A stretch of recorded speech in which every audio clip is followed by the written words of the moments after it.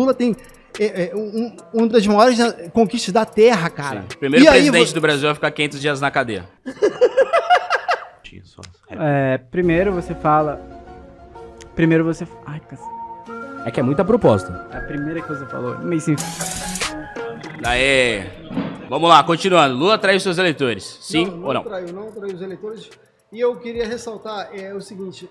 A direita sempre, por falta de projetos e falta de conquista, ela sempre ataca a esquerda, que fez, você falou de transparência, portal de transparência, portal dos ministérios, né? O CNJ em 2004. Eu fico perguntando o seguinte, o que a direita fez? Lula é defensor dos trabalhadores? Você falou uns 35 vezes o nome de Lula. Nessa pauta o tema é Lula. Mas o Lula, e eu acho engraçado, porque quando você não falar tem... de outras pessoas. Quando você não tem história, quando você não tem conquista... Né? O Lula tem uma das maiores conquistas da Terra, cara. Sim. Primeiro presidente do Brasil a ficar 500 dias na cadeia.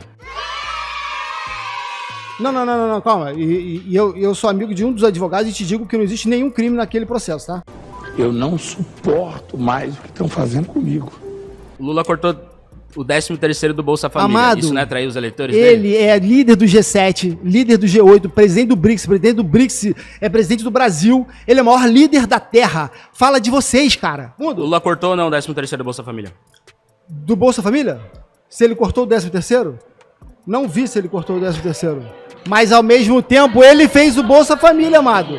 Pô, o que vocês fizeram? Fala. A direita inventou o Bolsa Família. Não, senhor. Bolsa Escola, feito pelo... Bolsa Esmola, que o Lula chamava, né? Não.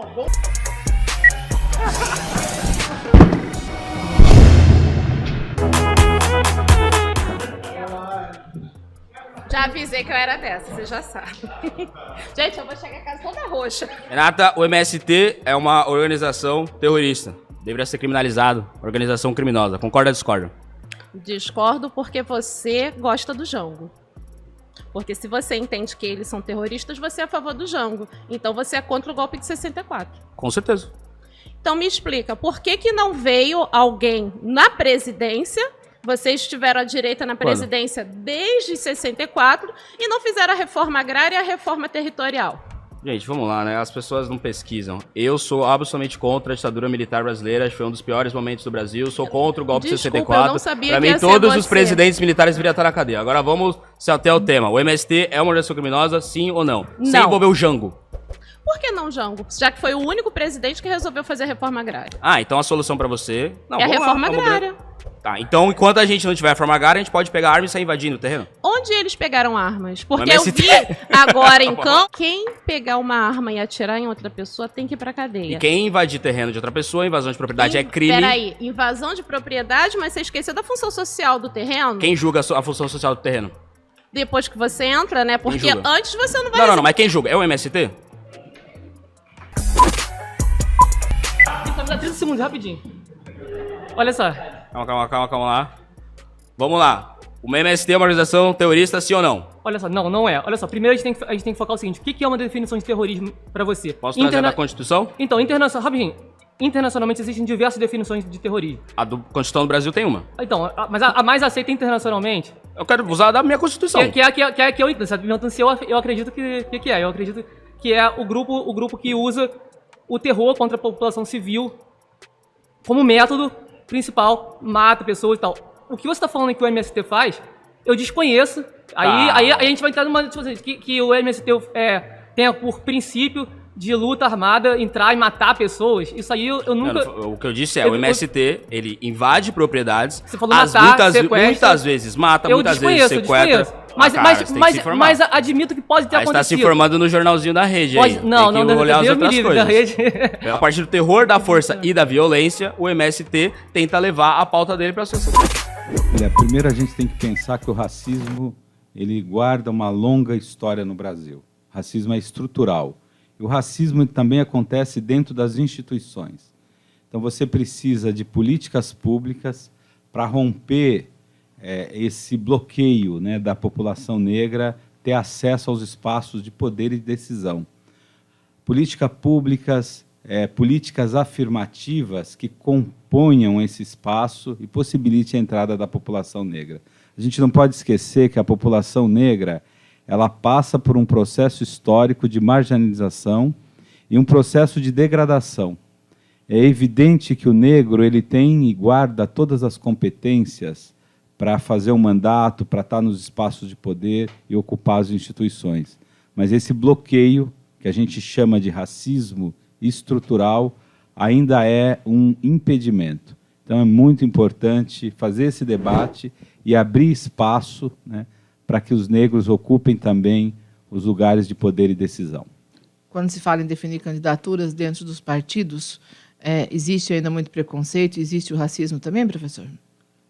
Muito. Na verdade, os nossos partidos, em geral, são dominados por homens brancos, né, de média idade. A gente tem até um roteirinho sobre isso, né? Então é importante, estou vendo aqui o candidato Guto, né, é importante uma candidatura como a do Guto, uma candidatura como a minha, que remete à perspectiva da representatividade. Eu só queria lembrar que a população brasileira ela tem 60% do povo, né, a população afrodescendente. Então, como é que você entende um parlamento, por exemplo, o Estado de São Paulo, no nível de deputados federais, no campo mais democrático, nós temos 2 deputados. Nós não temos nenhuma deputada pelo Estado de São Paulo negra. Quando você vai para a Lesp, que é o tema, né, o Guto está disputando um cargo, um mandato na Lesp, você não tem a representatividade no campo democrático da mulher negra e da candidatura negra. Então, quer dizer, eu estou aqui lembrando de uma outra, né, candidatura, mas ainda é subrepresentado. Por isso que é importante ocupar esses espaços e fazer essa luta, né? Guto, na sua opinião, existe ainda um preconceito, racismo na hora de se definir candidaturas dentro dos partidos? Já começa na campanha eleitoral? Eu acho que, mais uma vez, bom dia, obrigado pelo convite.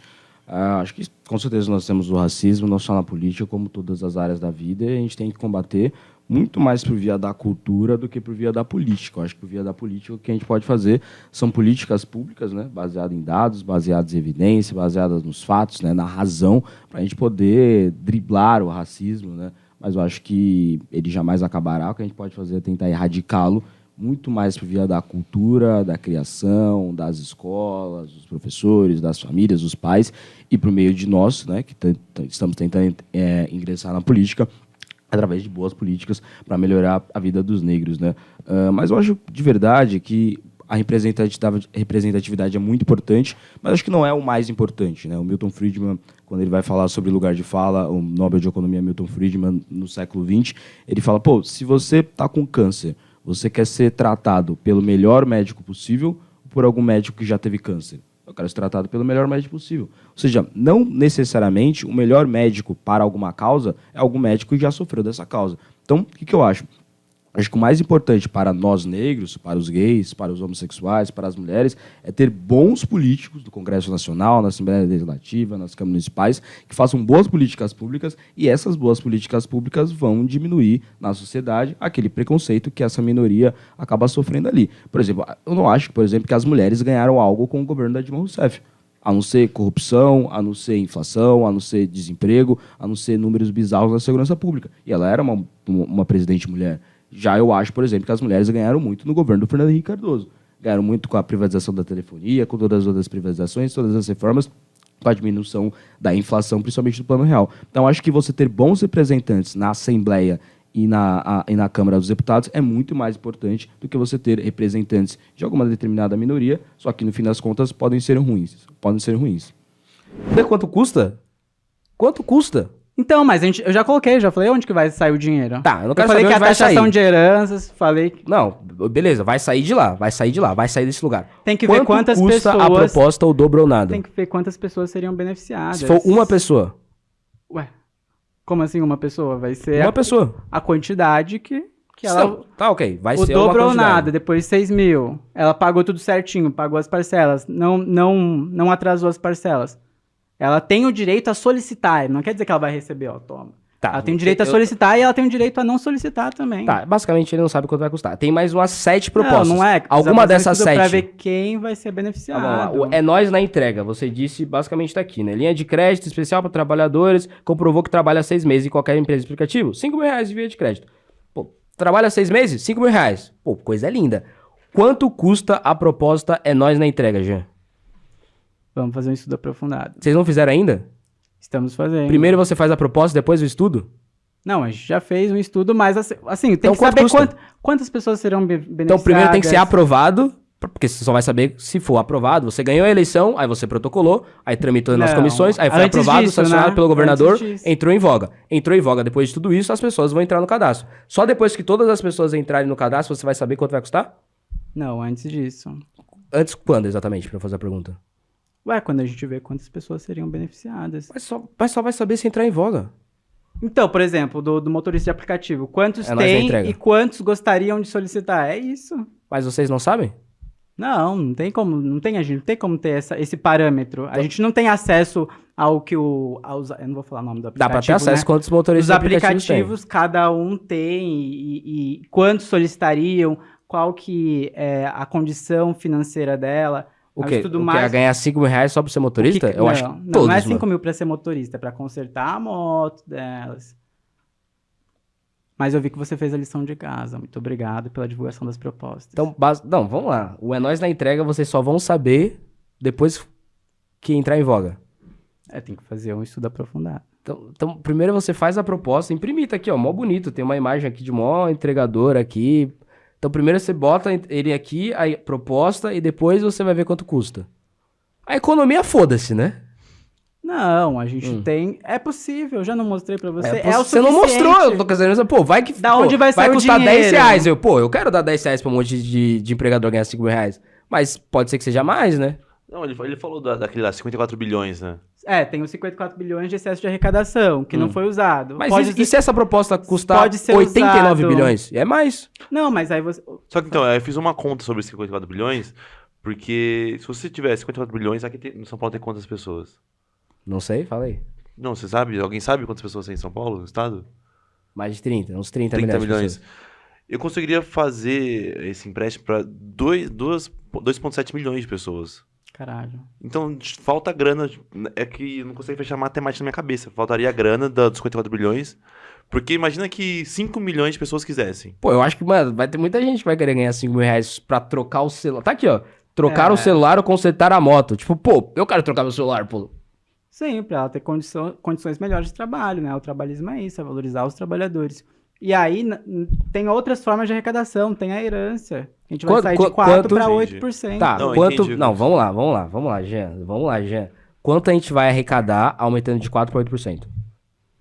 Eu vou passar esses dados pra você. Ah, mano, gente, o cara não sabe quando a gente vai arrecadar, quanto tem caixa, quanto vai custar nenhuma nenhuma muito mais proposta. aprofundado, amigo. Mas primeiro você faz o estudo, depois você faz a proposta. Igual, eu defendi ICMS educacional. Por quê? Deu certo no Ceará. Deu certo no Ceará, que tem menos dinheiro que São Paulo. Vai dar certo em São Paulo, porque deu certo lá com menos grana.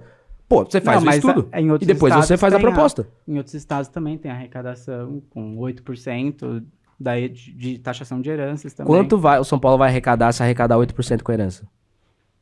Tem que fazer o estudo. Quantos bilionários tem? Quantos milionários tem? Você falou 312. 315 no Brasil todo, não no estado de São Paulo. Então também não tem... Os 315 não é nem do estado de São Paulo? Bilionários no Brasil então, todo. do estado de São Paulo, você defende a taxação de bilionários, tá lá. Eu vi na tabela, 0, 20%, 15%. Quantos bilionários tem no estado de São Paulo? Pra gente taxar, vamos taxar 100% deles. Não é nem 20%, vamos taxar 100%. A gente vai taxar 100% de quantos? Não, aí é muito, né? Não é impossível, não é... Digamos que fosse possível, 100% dos bilionários, quanto que ia dar? Não é possível.